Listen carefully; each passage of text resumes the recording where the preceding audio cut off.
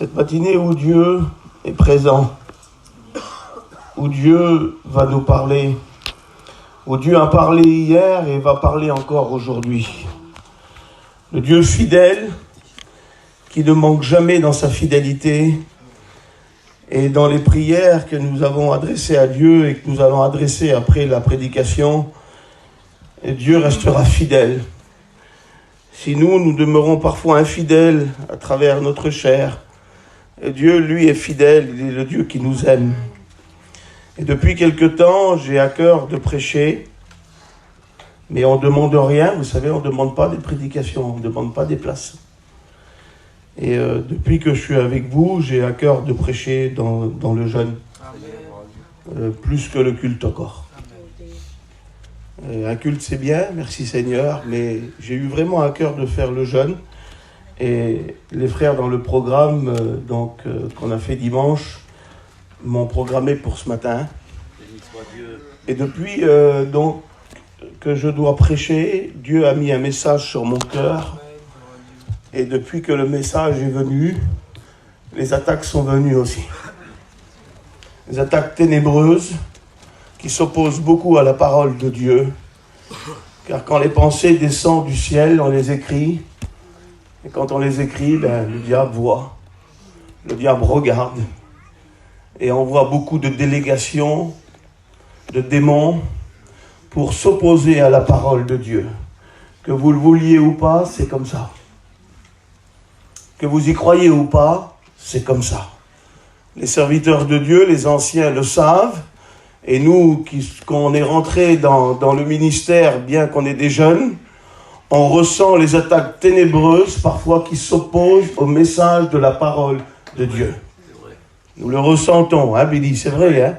Nous le ressentons fortement, parce que le diable veut s'opposer beaucoup à la parole.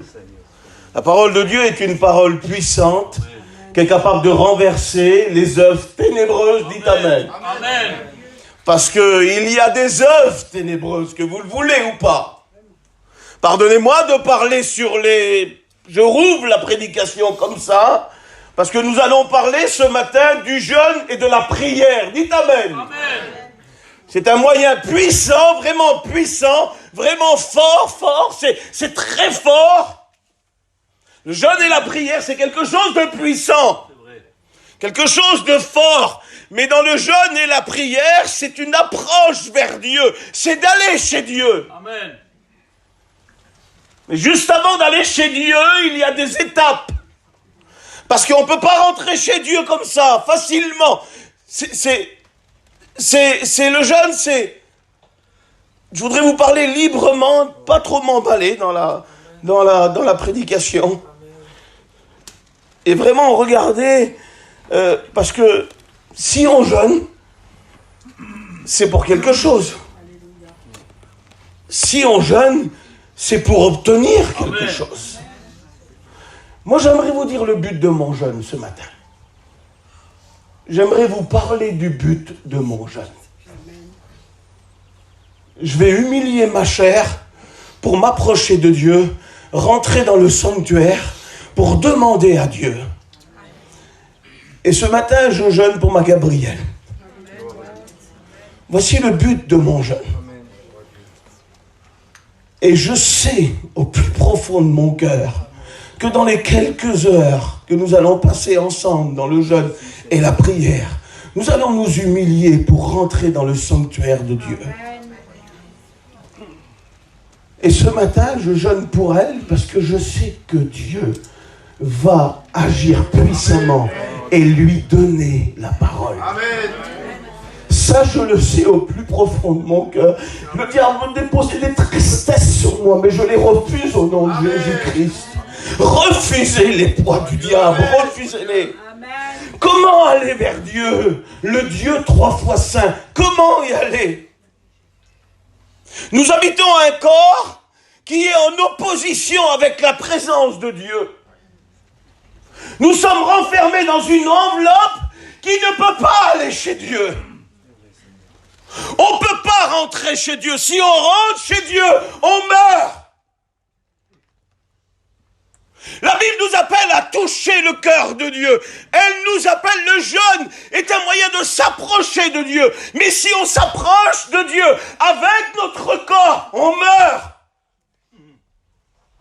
Je vous promets que si la présence de Dieu, comme elle a descendu dans le lieu très saint, si elle vient à descendre ce matin parmi nous, tout le monde meurt.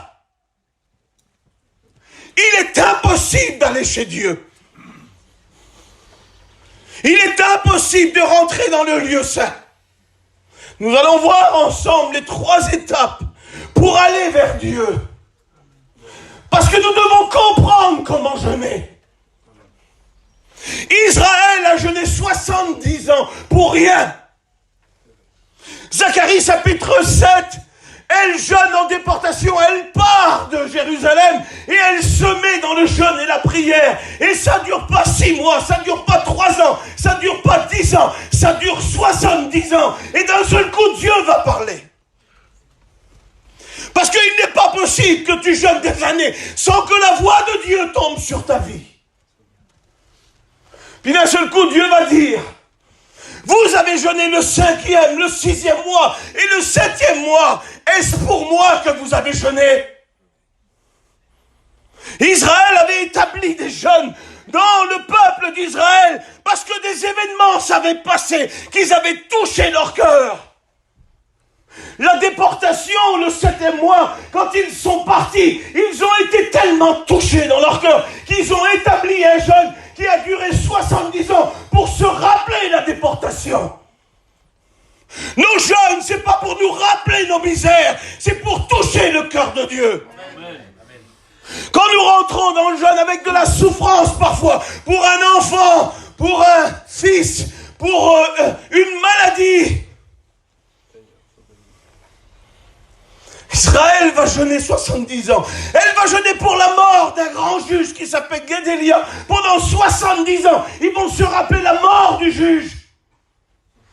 Et Dieu va intervenir. Il va dire, vous avez jeûné 70 ans, est-ce pour moi que vous l'avez fait? Vous savez pourquoi? Parce que leur manière de jeûner ne correspondait pas avec la manière de Dieu. Dieu veut nous donner une ordre dans le jeûne. Comment aller chez Dieu? Comment toucher le cœur de Dieu? On dit que le but du jeûne, c'est s'approcher de Dieu. Non! Quand vous regardez la Bible et quand vous lisez la Bible, il y a une manière comment s'approcher de Dieu. On ne peut pas tout de suite rentrer chez Dieu avec notre chair.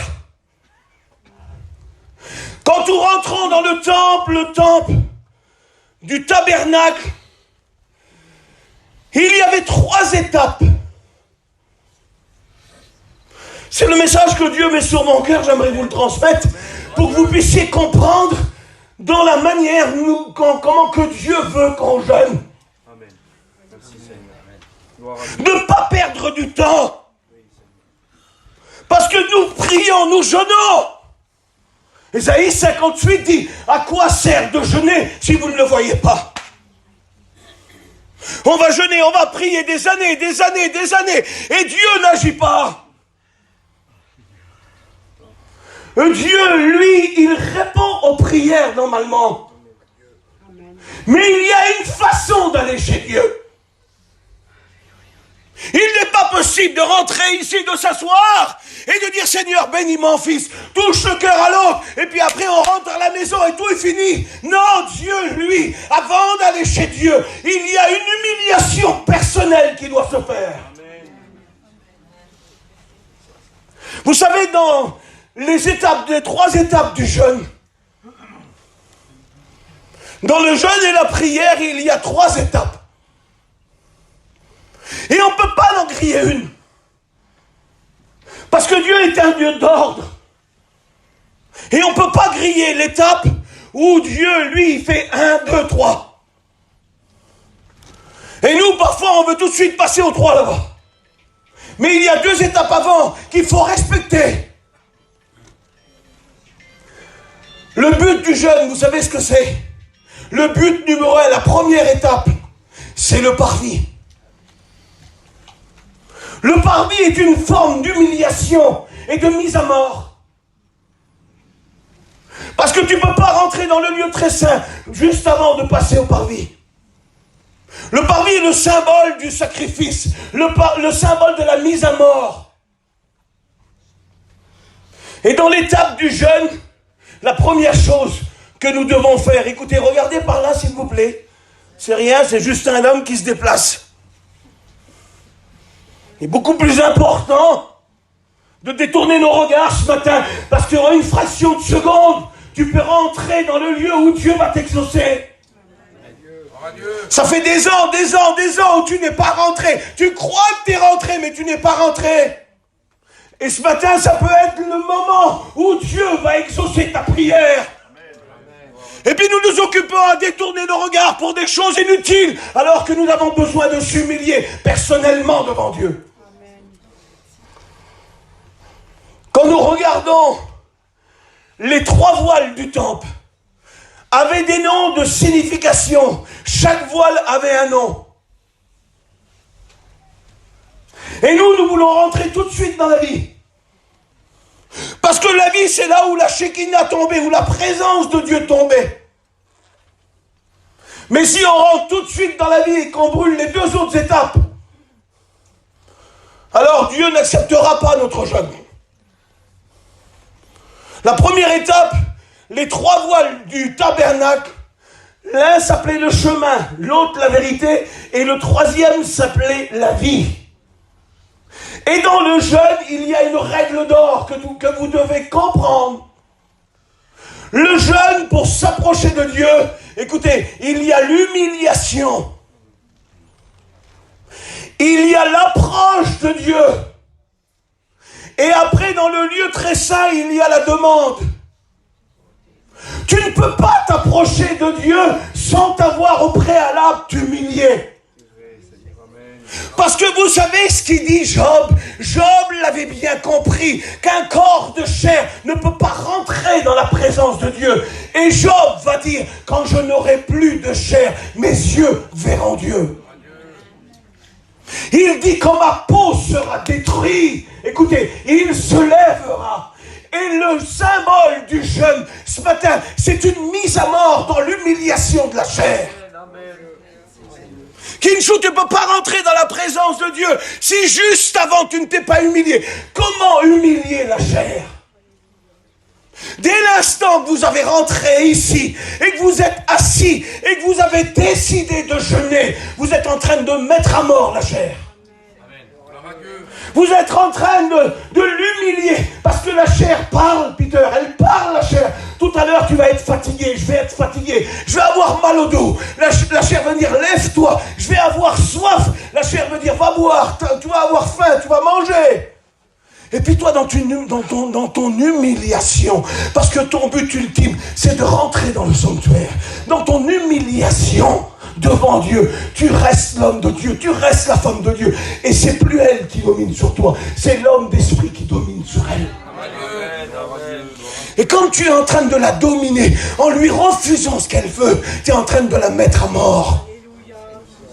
Et comme tu la mets à mort, d'un seul coup, il y a une étape suivante qui va arriver.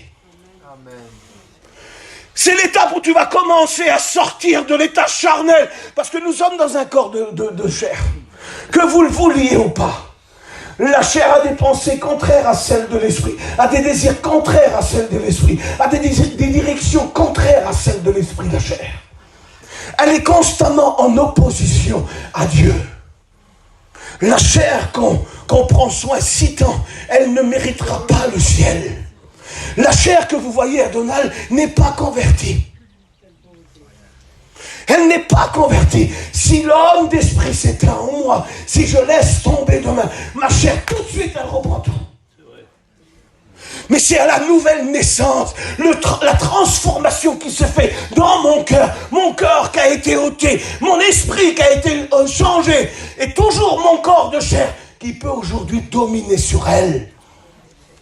La Bible dit que ni la chair, ni le sang, il faut une transformation pour qu'elle aille au ciel. Quelle bonté pour elle, pas bon? Tant de souffrances qu'elle nous fait sur la terre.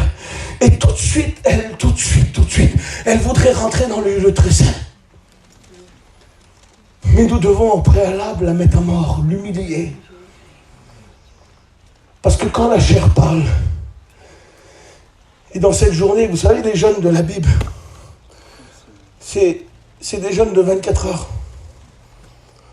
S'il faudrait que Dieu compte nos jeunes à nous, ils ne seraient pas comptés. Parce que normalement, c'est des jeunes d'un jour, boy. C'est du coucher du soleil jusqu'au lever du soleil. C'est des jeunes d'un jour, des jeunes de 7 jours, des jeunes de 40 jours, des jeunes de 21 jours, et puis des jeunes de 40 jours. C'est des jeunes de la Bible. Mais nous, c'est 4-5 heures de jeûne. Ils ne devraient pas être comptés, ils ne devraient pas être sur la liste des demandes. Parce que d'après la Bible, c'est 24 heures. Mais Dieu n'en a rien à faire des heures. Si tu rentres dans la façon dont Dieu te demande de jeûner, même si c'est 3 heures dans l'humilité, tu peux toucher le cœur de Dieu. 3 heures de jeûne en faisant selon ce que la Bible dit. Parce que le but, regardez, moi je jeûne pour ma Gabrielle. Mais avant d'aller chez Dieu là-bas, j'ai besoin que moi, j'humilie ma chair. Quand ma chair va parler, je vais la faire taire. C'est moi qui domine sur elle ce matin. C'est pas facile le jeûne, c'est un combat le jeûne. Hein. Le jeûne, c'est pas la grande bénédiction, et puis que le ciel s'ouvre, et puis tout tombe sur toi. C'est toujours un combat. Tu es toujours dans le combat, tu es constamment en opposition.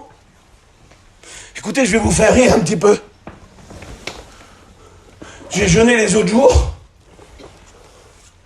et puis j'étais en haut dans le bureau, et puis Moussa était en train de faire cuire la grosse marmite de pâte rouge. Puis moi j'ai descendu en bas. J'ai ouvert le couvercle de la marmite et j'ai senti. Et je disais, regarde comment je te fais souffrir. Et je sentais. Et après, je dis, mettez-vous à table, je vais vous servir. J'ai servi les pâtes rouges. Et j'ai pas remonté dans le bureau, je me suis mis à table avec eux. Et je les regardais manger. Parce que c'était plus elle qui dominait, c'était l'homme d'esprit qui était en train de dominer sur elle. Parce que quand tu rentres dans le jeûne, les étapes du jeûne, c'est l'humiliation avant l'approche. Je ne sais pas si vous comprenez. Elle est bonne ma parabole, hein, boy. Tu tombes mort, hein. Est-ce que vous voulez voir Dieu agir? Amen. On veut voir Dieu agir. Amen. Moi, je veux voir Dieu agir de ma petite, là. Néné et puis Coco, ils ont prié pour elle hier. Je crois en cette prière, je la crois en cette prière. Je crois en cette prière. Je crois que cette prière est dans le ciel. Elle est dans le ciel. Et au moment où Dieu a voulu, au moment où Dieu va donner, au moment où Dieu va parler, je crois que sa petite parole va revenir. Ah, on fera ce qu'il y a à faire, tracassez-vous pas. S'il faut l'emmener à l'orthophoniste, on l'emmènera. Mais derrière l'orthophoniste, il y a le plus grand des orthophonistes, qui s'appelle Dieu. Amen. Et nous ramenons nos prières à Dieu. Nous allons chez Dieu. Vous voulez voir Dieu agir? Nous voulons voir Dieu agir dans nos jeunes. On ne va pas jeûner 70 ans pour rien, on va être beau après. Imaginez-vous, en miette après sa vie, 70 ans de jeûne, pour rien. Puis tu traînes la savate. Parce qu'il faut jeûner selon la Bible, comment que Dieu veut. Sachez une chose, rentrez-le dans votre esprit. Pourquoi j'ai eu tous ces combats-là? Parce que Dieu est en train de donner une ordre dans le jeûne. Quand vous allez jeûner cet hiver, dès l'instant que vous vous mettez 1 heure à part, vous dominez sous la chair, vous la mettez à mort. Rappelez-vous qu'avant l'approche, il y a l'humiliation. Avant le lieu très saint, avant le lieu saint, il y a le parvis, c'est la mise à mort. Et puis maintenant, nous allons aller voir. Je vais prendre un petit peu mon temps, si vous me permettez. Amen, gloire à Dieu. Non, je ne vais pas prêcher toute la journée. Ouais. Nous voulons que nos jeunes aboutissent à quelque chose. À quoi sert de jeûner si on ne le voit pas? Ésaïe 58. Nous voulons voir Dieu. Nous voulons voir Dieu. Comment voir Dieu? Nous voulons voir Dieu. Nous voulons aller chez Dieu. Le jeûne d'humiliation est un moyen pour rentrer chez Dieu. De Chroniques, chapitre 7, verset 14, il dit « Si mon peuple sur qui s'humilie, commence comme ça. Si mon peuple sur qui s'humilie, prie, recherche ma face et se détourne de ses mauvaises voies, je l'exaucerai des cieux. Amen. Il y a ici 4 points. L'humiliation, la prière, la recherche, la face de Dieu, le détournement des mauvaises choses et l'exaucement. On ne peut pas rentrer dans un jeûne sans s'humilier. Pourquoi c'est si dur que ça, le jeûne? Parce que tu es en train de prendre possession. Tu es en train d'avoir la supériorité sur ta chair. Alors qu'elle, toute la journée, elle a la supériorité sur nous. Mais quand tu rentres dans le jeûne, tu as la supériorité sur elle. Et c'est plus elle qui parle, c'est l'homme de Dieu, la femme de Dieu qui est en train de parler. Gloire à Dieu. Nous voulons voir Dieu agir. Mais est-ce que nous voulons aller voir dans nos cœurs ce qu'il y a? Amen.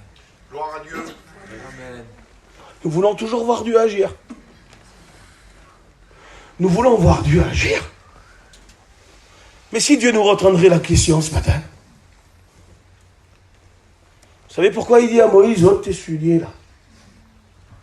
Moïse monte vers Dieu. Ne pensez pas que Moïse est un homme de Dieu. Bien plus que moi. Puis d'un seul coup, il se présente devant Dieu avec quelque chose qui déplaît à Dieu. Il dit, ôte tes souliers de tes pieds parce que la terre où tu te tiens est une terre sainte. Pas parce que Moïse avait péché. Il aurait été mort devant Dieu s'il aurait péché à ce moment-là.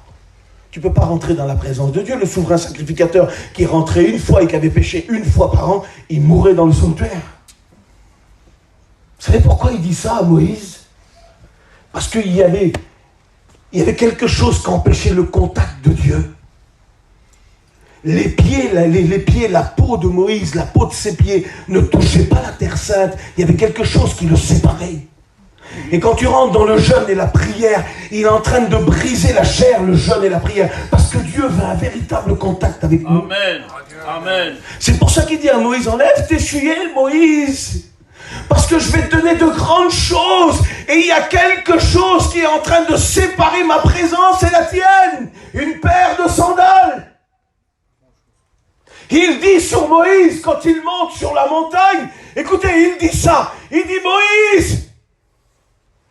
Moïse est dans l'humiliation, dans le jeûne, dans la prière. Il est monté vers Dieu.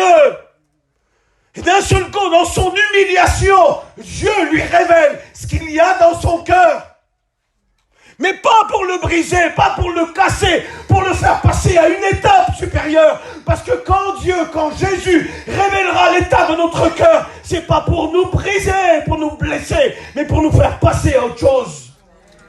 Il ne révèle pas l'état de notre cœur pour nous écraser et nous piler dessus. C'est toujours pour nous élever, pour nous faire relever d'encore plus haut. Est-ce que vous êtes prêts ce matin à mettre la main dans votre cœur? Il dit à Moïse, mets la main dans ton sein, dans ton cœur. Parce qu'il a un grand programme pour Moïse. Il a quelque chose de puissant pour ta vie, pour ton foyer. Il y a un petit détail, un petit point d'interrogation qui est dans le cœur de Moïse. Et à travers l'humiliation et le jeûne et le contact de Dieu, Dieu lui fait voir ce qu'il y a. Mets ta main. Tu es prêt à mettre la main dans ton cœur ce matin? Dieu. Parce qu'on veut tout de suite le lieu très saint où Dieu va exaucer nos prières. Mais es-tu prêt à mettre la main dans ton cœur? Vous savez, moi mon cœur je le connais. Vous le connaissez pas mieux que moi, c'est impossible. Ma compagne, mes enfants ne connaissent pas mon cœur mieux que moi. Il n'y a que Dieu et moi qui connaissent mon cœur. Et s'il m'appelle ce matin à mettre la main dans mon cœur et à en sortir parfois, parce qu'il y a des choses qui ne correspondent pas avec Moïse, écoutez, on n'a pas le droit de parler de péché, nous. Vous savez que celui qui doit faire un bien, il ne le fait pas comme un péché. Il ne faut plus parler du péché, on a été pardonné, mais oui, on est sauvé. Mon bon boy d'amour, on est sauvé. Le sang de Jésus a purifié notre cœur. Mais Jean chapitre 13, il dit, si tu ne laisses pas te laver tes pieds, si tu n'as pas une vie de sanctification, tu n'iras pas au ciel. C'est l'ordre de la Bible, ça. Alors nous, on pense qu'on a été sauvé une fois, sauvé toujours. C'est une fausse doctrine, ça. Et il y a des Cimériques qui prêchent comme ça. Ah oui, des hommes qui peuvent fumer, boire, parce qu'ils disent c'est le corps qui pêche, mais pas l'âme. Mais Jésus lui dit corps, âme et esprit. Amen. Vous voyez, quand le corps va être transformé, c'est à cause de notre conversion que notre corps est transformé. Amen. Et puis on ne peut pas... celui qui peut faire un bien, il ne le fait pas commet un péché. Et dans le cœur du grand Moïse, il y a quelque chose qui déplaît à Dieu. Quand il ressort la main, une lèpre blanche. Mais non, pas toi, Moïse, pas toi. Le jeûne d'humiliation nous donne à regarder à l'intérieur de notre cœur et à montrer à Dieu ce qui ne va pas. Tu es prêt à le faire ce matin? C'est personnel, hein? Mets pas la main dans ton cœur devant tout le monde et sors pas ton péché devant tout le monde. Hein? Parce que je te promets que des coups de bâton, tu vas en prendre par nous. Hein? Mais rentre dans ta chambre, ferme ta porte derrière toi, mets la main dans ton cœur et sors ce qu'il y a. Et ton Père qui est là te pardonnera. Amen. Parce que si tu sors la main, ce qu'il y a dans ton cœur, dans l'église, parle-moi que tu es un homme mort. Parce que nous manifestons beaucoup de jugement et très peu d'amour. Et on a besoin que Dieu déverse cet amour-là dans nos cœurs. Alors si tu as quelque chose à montrer à Dieu, rentre dans ton camping, fais-le pas dans la réunion, tu vas te faire plaisir. Il faudrait que mon cœur il soit là devant vous. Là. Quel coup de bâton que vous me mettez. Puis quand je rentre vers Dieu, je pleure. Je pleurais hier, je mettais des cantiques et de la louange, et je pleurais pas sous le message, je pleurais sur moi. Et là, je pleurais encore tout à l'heure, mais je pleurais pas sous le message, je pleurais sur moi. Et je disais dans mon cœur, j'ai besoin d'humiliation et de repentance. Je ne suis pas à la hauteur du message, je ne suis pas digne du message, Seigneur. Mais tu m'aimes parce que je me suis présenté hier dans la chambre, toi et moi. Corée. Vous savez que je ne peux plus dire à Dieu que je l'aime. Il y a longtemps que je n'y ai pas dit. J'arrive plus à le dire. Je le disais beaucoup avant. Et maintenant, j'ai du mal à lui dire. Parce que quand je regarde mon cœur, il y a tellement de choses qui lui déplaient. Et Dieu, s'il voudrait me parler, il dit, si tu m'aimes, alors enlève ça. Si tu m'aimes, fais comme ça. Si tu m'aimes, humilie-toi. Si tu m'aimes, demande pardon. Quand je regarde ça dans mon cœur, j'ai du mal à dire que je l'aime. C'est facile à dire que je l'aime. Mais nous avons écouté un témoignage que la véritable amour, elle a des jambes, des bras, des œuvres, du pardon. C'est ça l'amour de Dieu. Dans la chair, il y a de la méchanceté, de la rivalité, de l'orgueil, de la jalousie, du mépris. Et toutes ces choses dans sa chair, on est là assis avec notre chair de 40 ans, de 50 ans. Moi, j'aurai 50 ans dans 2 mois. Et combien de choses qui s'est accumulées pendant toutes ces années. On est à peu près tous les mêmes. On a tous la même sonnerie sur le téléphone.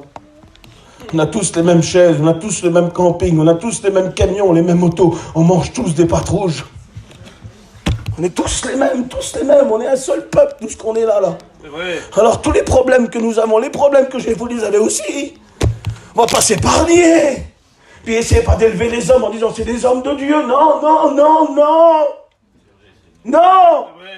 J'arrive même plus à dire à Dieu que je l'aime, moi, tellement mon cœur est pourri. Alors dans ce jeûne d'humiliation là, vous croyez que je vais rentrer tout de suite dans le sanctuaire en disant « Béni, donne-moi » Non, Donald, il y a une étape que tu as grillée, tu dois y retourner. Oh, Dieu. Rappelez-vous, marquez-le dans votre cœur, qu'avant d'aller dans le sanctuaire, vous avez besoin de briser, humilier votre chair. Merci, bien-aimé, merci. Rappelez-vous dans votre tête, quand vous allez jeûner cet hiver là, jeûnez pas pour aller demander. C'est vrai qu'il faut demander, mais avant il y a l'humiliation, l'approche et la demande. Pratiquez ces jeûnes-là, je vous en prie. C'est Dieu qui a institué ces jeûnes-là. Nous voulons voir Dieu agir. La chair nous empêche de voir Dieu.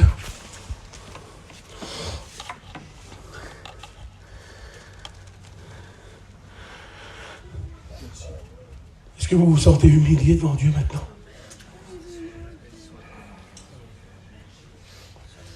Si la chair, elle parle tout à l'heure, fait la terre. La nuit, 1 heure. 2 heures. À 2 heures, tu bois, j'ai dit 2 heures. À 3 heures, tu boiras, j'ai dit 3 heures. Tu ne mangeras pas avant. C'est un symbole où la mise à mort arrive. Il y a un homme qui disait dans une prédication, que la vie chrétienne, c'est une corrida à GN. Puis dans la corrida, il y a des taureaux bien vivants. Et on a besoin d'être mis à mort. Parce que parfois, on vit un peu de trop. Écoutez, on va rentrer dans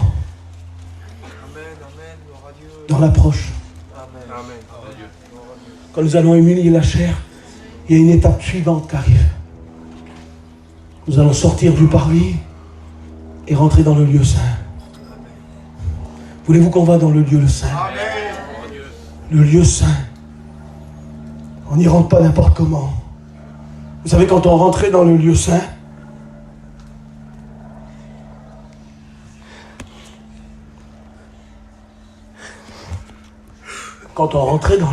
on trouvait trois choses. On trouvait du pain. Gloire à Dieu. On trouvait de la lumière. Et on trouvait du parfum. Dans le lieu saint, il y avait ces trois choses. Du pain, de la lumière et du parfum. Et quand tu rentrais dans le lieu saint, une fois que tu t'avais dépouillé, une fois que tu avais enlevé le manteau de la chair dans le jeûne et la prière, nous rentrons dans un lieu où nous allons bientôt approcher Dieu. Nous allons bientôt rentrer chez Dieu. Et quand tu rentrais sur la droite, il y avait 5 pains qu'on appelle les pains de proposition. Quand tu regardes le chiffre 5 dans la Bible, il représente l'humanité, l'homme. Il a 3 grandes significations, le chiffre 5. Et pourquoi quand tu rentrais, il y avait des pains, 5 pains sur une table? Si on devrait l'expliquer, si la Bible ne nous l'explique pas, ça ne représente rien. Ça veut dire quoi, 5 pains ici? Les souverains sacrificateurs étaient leur nourriture, c'était pour eux, c'était consacré pour eux. Il a fait de nous un sacerdoce royal, une race élue, un royaume de sacrificateurs. Puis quand tu rentrais ici, les 5 pains représentaient l'humanité, l'homme, ils représentaient la consécration et la louange. Et puis il n'est pas possible qu'au préalable de t'avoir humilié, vous savez, le jeûne d'humiliation nous fait découvrir que nous sommes véritablement un homme et qui a besoin de Dieu. Nous ne sommes pas des dieux. Le véritable jeûne d'humiliation nous emmène à une consécration parfaite. Tant qu'il n'y a pas d'humiliation, il n'y aura pas de consécration. Tant qu'il n'y a pas d'humiliation, notre louange pour Dieu aura eu aucune efficacité. Regardez 2 Chroniques, chapitre 20, la puissance de la louange, la puissance de la louange. Mais juste avant, elle est accompagnée d'une réelle repentance.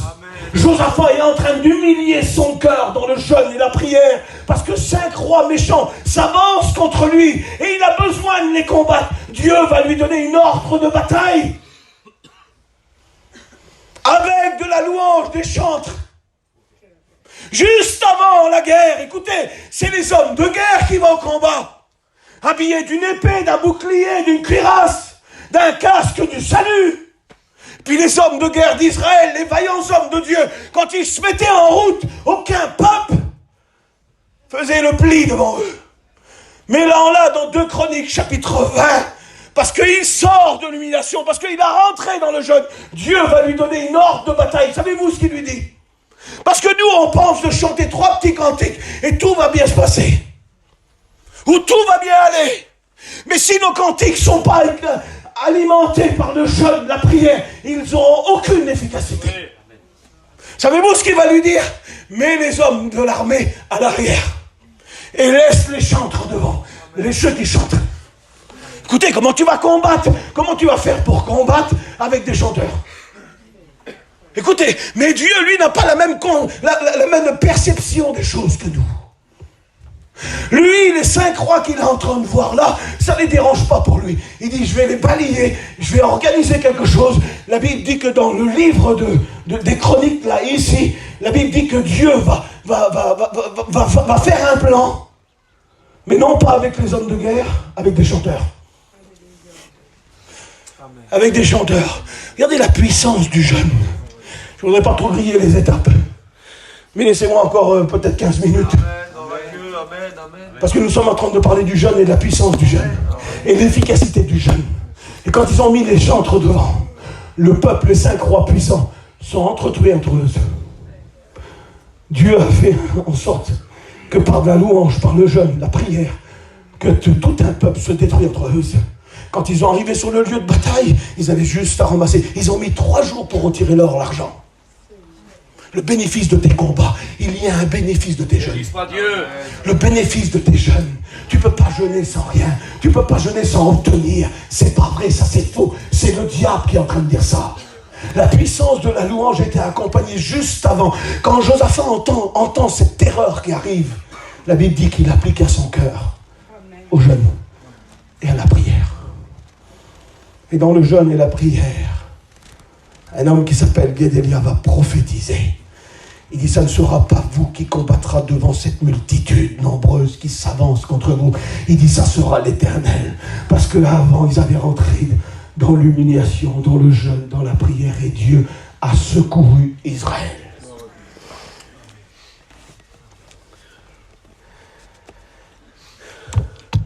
Quand nous allons un petit peu plus loin dans le sanctuaire, il y a un chandelier.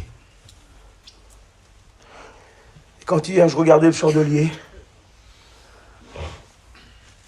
je vous passe les versets, parce que bon, je les ai marqués ici, mais je ne voudrais pas trop m'attarder. Amen. Si vous avez besoin des versets, ils sont marqués, je vous les donnerai après. Le chandelier là, vous savez comment il s'appelle? Il s'appelle Jésus. Il s'appelle rien d'autre que Jésus. Jusqu'à son poids, à le poids de la valeur du Christ. Il est juste avant le grand rideau. Juste avant le rideau. Il éclaire tout le lieu saint. Ce chandelier-là, écoutez s'il vous plaît, a un poids spécifique. Ce chandelier-là est en or battu. Il ne fallait pas qu'il soit coupé. Il ne fallait pas qu'il soit travaillé et ressoudé. C'est un gros bloc d'or pur, de l'or d'Ophir, qui pesait 49 kilos 200. Et les ouvriers de l'époque devaient travailler l'or pur en un seul tenant, du pied jusqu'au haut du chandelier. Et ils le battaient en forme. Et Christ a été battu à la croix. Le chandelier nous représente. Et quand Jésus meurt, c'est une représentation. Dieu est en train de parler qu'il va obtenir un salut éternel. Quand tu t'es humilié devant Dieu, il y a de l'espoir en Jésus. Vous savez ce qu'il va dire? Le poids du chandelier fait 49 kg 200. Les téléphones, s'il vous plaît, les téléphones. Parce que des fois, on est chez Dieu, là. Ah oui. C'est mieux de téléphoner à Dieu. Amen, amen. On devrait les couper, les téléphones, ils nous embarrassent. Le poids du chandelier faisait 49 kg 200. Pourquoi 49 kg 200? Quand vous regardez les chiffres hébreux, ont une très grande signification. Je ne vais pas faire de l'enseignement, mais je suis obligé de le dire, ça touche tellement mon cœur. Il a dit, Dieu, tu prendras un talon d'or qui fera 49 kg 200. Quand Jésus meurt, il meurt à une époque précise. Il ne meurt pas comme tous les hommes. Quand Jésus meurt, il marque quelque chose, il est en train de marquer quelque chose de fort et puissant. Vous savez, il y avait 7 sabbats sabbatiques, tous les 7 ans. 7 x 7, 49. Et 49 était le grand jubilé, la grande Pâque. Le jour de la grande Pâque, les 24 classes de sacrificateurs venaient à Jérusalem, avec tous les anciens. Et dans tout le pays, on sonnait de la trompette. Amen. Et quand Jésus meurt, il meurt le jour du grand jubilé, 49 ans. Le jour du grand jubilé, tous les esclaves de la terre devaient être libres. Amen. Nous étions esclaves du diable. Il nous tenait avec des chaînes. Et quand Jésus est mort, le jour du grand jubilé, pourquoi le poids du chandelier fait 49 kg 200 ? Parce que Jésus va mourir le jour du grand jubilé tous les 49 ans. Et il est en train de libérer toute la terre. On n'est pas encore rentré dans le lieu très saint. Qu'il est en train de dire qu'il a un plan de salut pour sauver nos enfants, nos familles, nos foyers. 49 kilos 200. Pourquoi 200 ? Et le Seigneur me disait hier, une petite pensée comme ça. Il me disait que le 2, c'est les 2 jours de grâce. Le poids du pardon, la libération du pardon. Écoutez, quand tu prends la numérologie, 4 en hébreu, 4, parce que c'est 4, 9, 2. Vous avez dit c'est un tiercé hier. 4, 9, 2, mais quel tiercé ? Chaque fois que tu joues, tu gagnes. Amen. T'as pas trompé, celui-là, il nous a pas trompé. Pardonnez-moi de ma parabole, mais comprenez-la s'il vous plaît. Hein, comprenez la parabole, ayez l'esprit large. Béni soit Dieu. Quand tu vas vers Dieu, il ne t'a pas trompé. 4, 9, 2. 4, c'est bête. Ça veut dire porte. 9, c'est toujours le poids du chandelier. 9, j'ai marqué ici, c'est tèche. Ça veut dire changement. Et 2, ça veut dire maison ou pomme de la main. Et hier, le Seigneur me disait, Jésus, à travers ses mains percées, il nous a ouvert la porte de la grâce pour que notre vie soit changée. Amen. Regardez dans la numérologie. Nous, ça paraît rien. Ça paraît rien du tout. Nous on regarde ça, ça fait quoi ? 49 kilos 200. Et maintenant, il ouvre une porte. Et cette porte-là, il va la ouvrir pour 2 jours. Vous savez, il nous en a parlé l'autre jour. 49 kilos 200. Il rouvre la porte pour emmener tout un peuple, toute une nation, pour emmener l'Église, pour changer leur cœur, pour les bénir et pour offrir à toute l'humanité 2 jours de grâce. Amen. Écoutez, le jeûne et la prière nous appellent à un changement. Et puis laissez-moi 5 minutes encore. Ça fait 40 minutes, encore 5 minutes, ça fera 45 si vous voulez. Mais laissez-moi encore 5 minutes pour que nous puissions rentrer dans le lieu très saint. Parce que dans le lieu très saint, c'est la demande. Est-ce que vous avez compris l'étape ? Le parvis, l'humiliation, le lieu saint, l'approche, et le lieu très saint, c'est là où la présence de Dieu va tomber. Où Dieu va tomber. Regardez s'il vous plaît la puissance du jeûne. Je passerai quelques feuilles. Ah non, nous allons parler de l'autel des parfums. On est obligé de parler de l'autel des parfums. L'autel des parfums, on est obligé d'y parler. L'autel des parfums est juste avant le rideau, à 30 cm du rideau. Et l'autel des parfums, c'était un petit coffre de 50 sur 50, il faisait 1 mètre d'auteur. Il était alimenté par quelque chose. Vous savez de quoi était alimenté cet autel-là ? Parce qu'on y versait du parfum, l'huile du parfumeur. À l'été, selon Exode 32, Dieu va donner les détails de l'huile. Elle représentait Jésus, l'huile, avec tous les aromates. Avec la cinnamone aromatique et tout ce que vous voulez, la casse et tout. C'est Dieu qui avait donné les directives pour le parfum. On versait le parfum sur les brasiers. Mais le brasier venait de où ? Voilà. De où, chérie ? Il venait de la croix. Pour obtenir une prière puissante, il faut que tous les jours la croix soit marquée dans nos cœurs. Amen. On allait prendre le brasier, on le mettait sur le petit coffre là, et on versait le parfum le matin et le soir. Alors que le souverain sacrificateur rentrait 1 fois par an. Si on attendrait après lui, on était mort. Mais la prière passait entre les mailles du rideau. Elle embaumait tout le lieu saint. Et elle avait la faculté de rentrer dans le lieu très saint. Elle passait l'odeur du parfum, passait dans le lieu très saint tous les jours.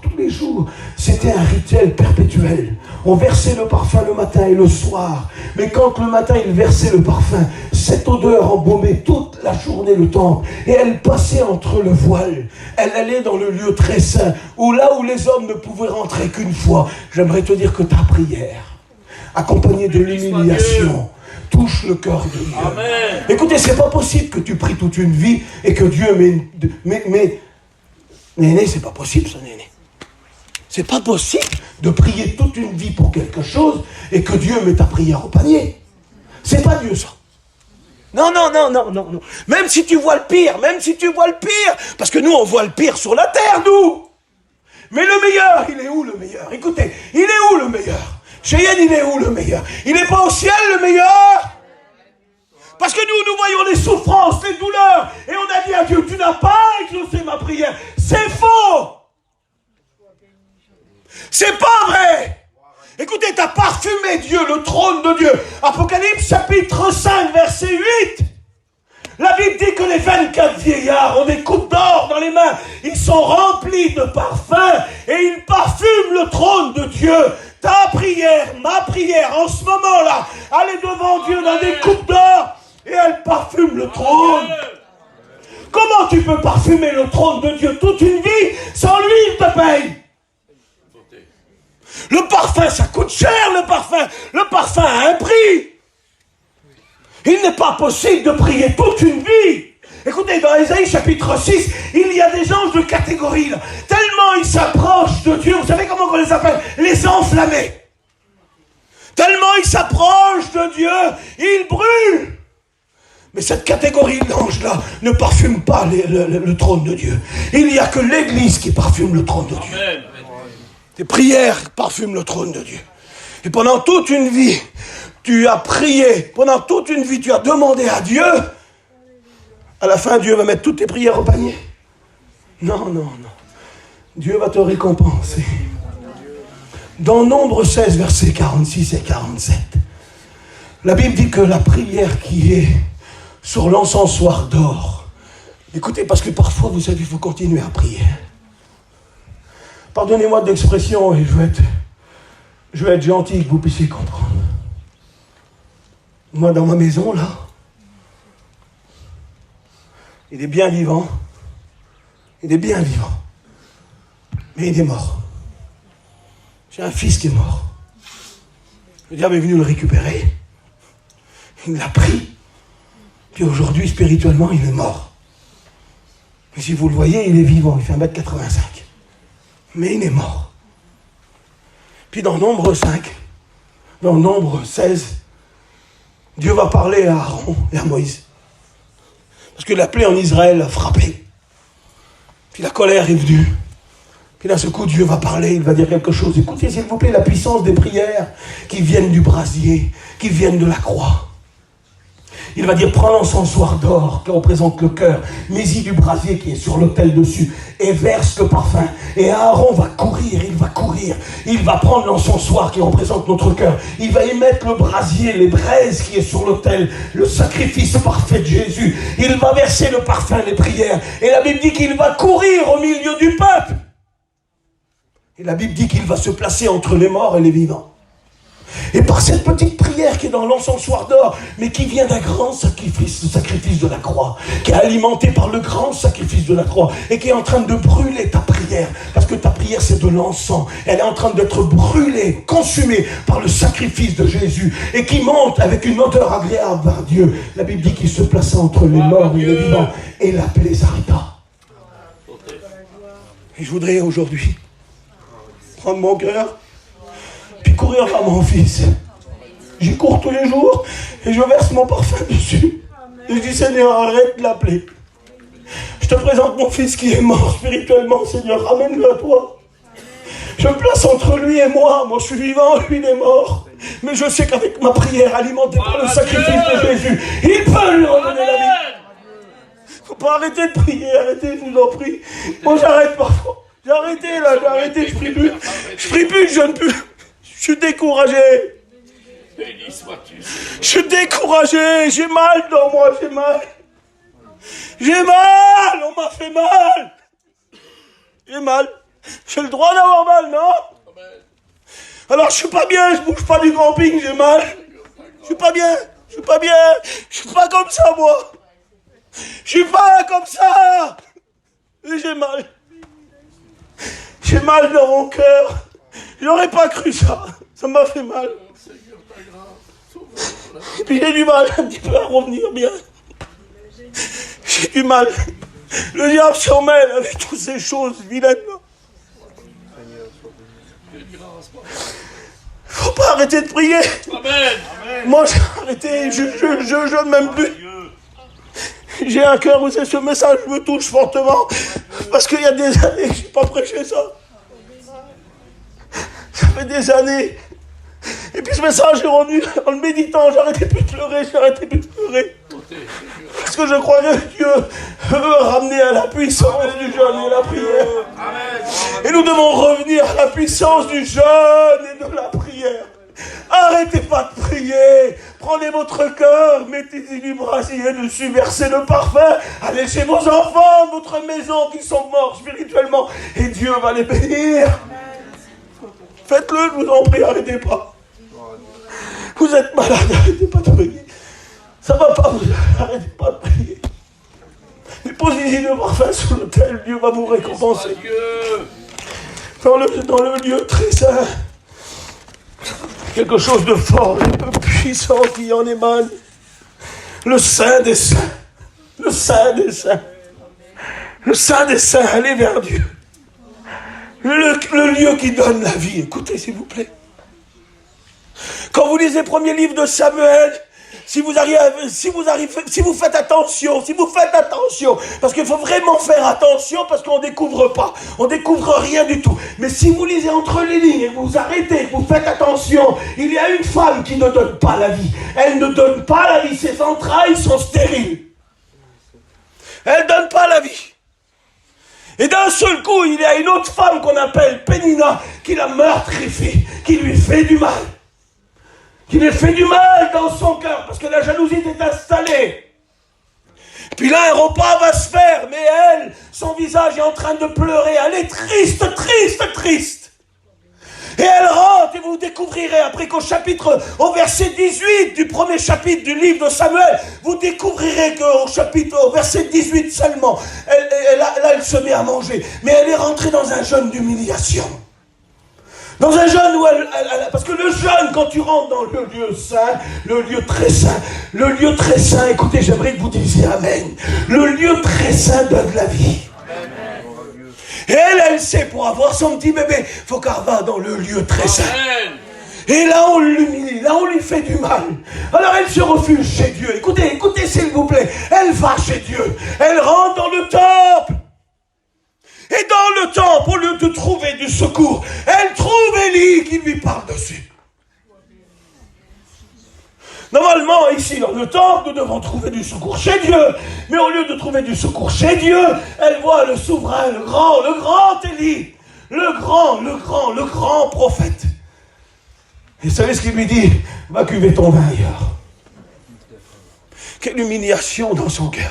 Et cette femme-là, au lieu de régimber, au lieu de crier, au lieu d'avoir de la colère et de la haine, elle dit, mon âme n'est pas ivre, elle dit, mon âme souffre à l'intérieur de moi, je suis en train de souffrir, je ne suis pas ivre.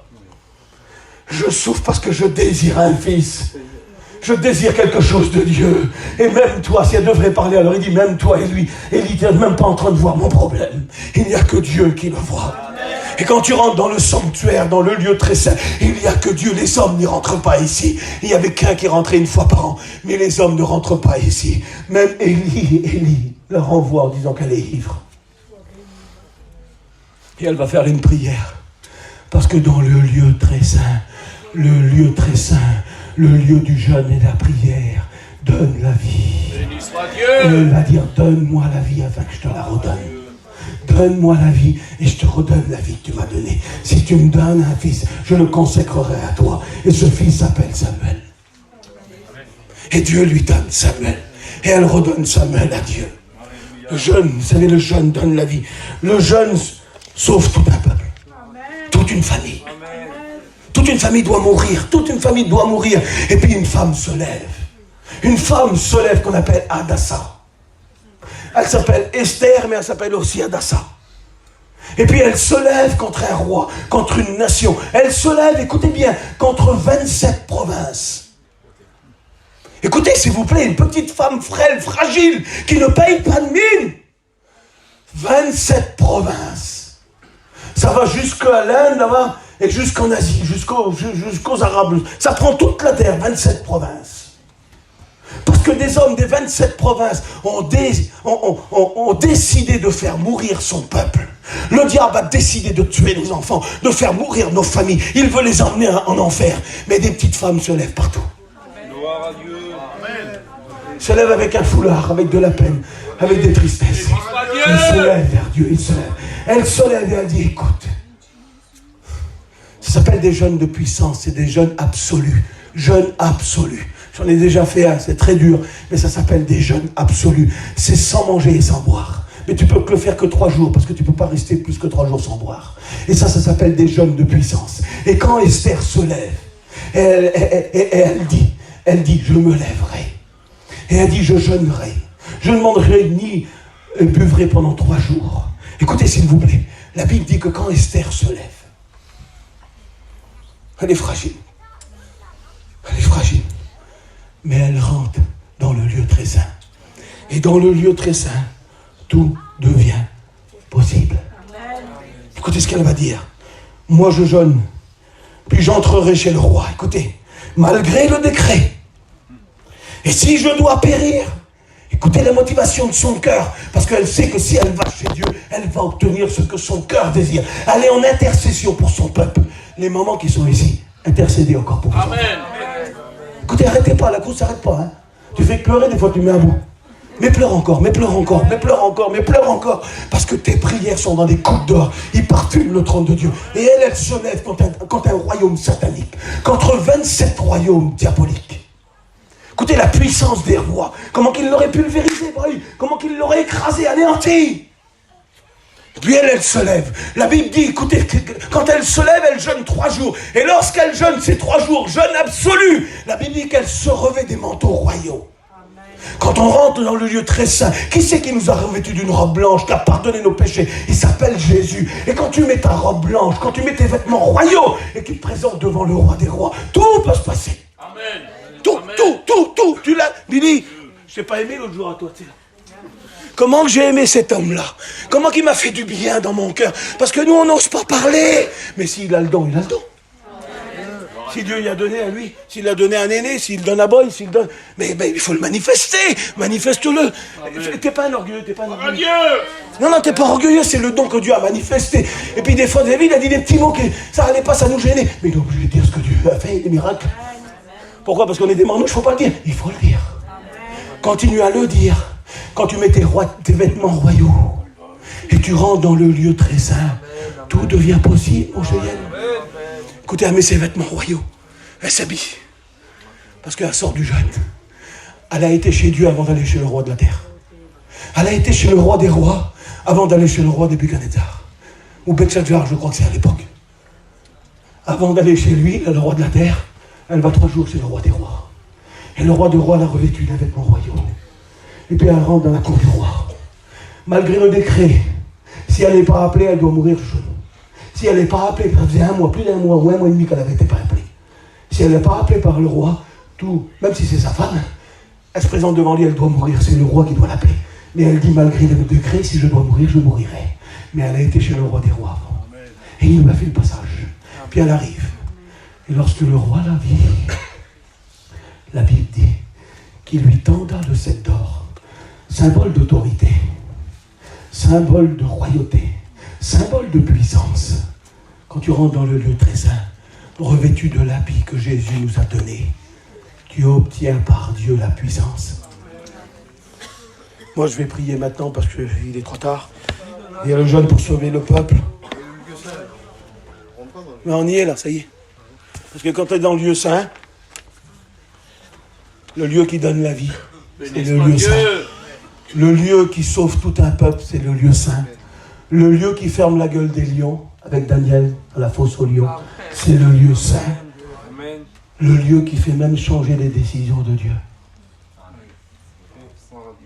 Comment on va faire pour changer les décisions de Dieu? La Bible dit que le Dieu est un Dieu immuable. C'est un mot français qui veut dire que Dieu, il y a en lui aucun nombre de variations. Tu ne peux pas le faire changer. Quand il a décidé quelque chose, il le fait. Mais par contre, quand des hommes, des femmes commencent à jeûner et à s'humilier, écoutez ce qu'il est dit dans le livre de Daniel. Il a décidé de détruire la ville pendant 40 jours. Dans 40 jours, Ninive sera détruit. Quand ils écoutent ça, la Bible dit que le roi va faire jeûner tout le peuple. Les 120 000 personnes vont jeûner jusqu'aux bêtes. On dit, comment on va faire pour changer la décision de Dieu? On est inutile, nous. Dieu a décidé comme ça. Non? La Bible dit ça. Dieu avait décidé de les détruire. Et parce qu'ils ont vu leur cœur humilié. Dieu vit qu'il agissait ainsi. Alors, Dieu se repent du mal qu'il devait leur faire. Quand tu rentres dans le lieu très saint, par ton humiliation, par ton jeûne, tu es capable de faire changer même les décisions de Dieu. Vous l'avez compris? Amen. Pardonnez-moi d'avoir été un peu long. Et ce message, Amen. Béni soit Dieu. ce message m'a béni, m'a fait du bien, il m'a encouragé. Il a détruit les œuvres des ténèbres. Et quand vous devez jeûner maintenant, rappelez-vous qu'il y a une règle d'or. C'est l'humiliation, l'approche et la demande. Écoutez, vous vous êtes humilié, on s'est approché de Dieu. On est dans le lieu très saint. Dans le lieu très saint, il se passe des miracles. Qui a besoin de miracles? Je bénis ton nom, Sauveur. Ouais, pour Ruby. Un miracle pour Ruby. Dites vos miracles. Dites-les. Loïs et Steven. Pour miracle. Dites les noms, hein. Dites les noms. On est dans le lieu très saint. Écoutez, je vous dis quelque chose d'important. Quand vous priez, dites les noms. Dites les noms, dites les noms, dites les noms. Écoutez, dites les noms, dis le nom. Lève-toi, dis le nom. Dis fort, fort. Dites les noms. Vous les dites à Dieu, c'est à Dieu. On ne va pas faire de manière, on n'est pas dans un théâtre. On est dans le lieu très saint où Dieu répond à nos prières. Où le diable s'enfuit. On va prier pour Cheryl. On va prier pour Morgan. Pour qui, Mike? Pour Gabriel. On est dans le lieu très saint, Père. On s'est humilié. Tout le monde est humilié. On a humilié la chair. On va prier pour Dieu. Saki, pour Dieu. Dieu, nous présentons Dieu. Amen. Père, nous présentons Lloyd, Steven. Je te présente Sœur, Seigneur.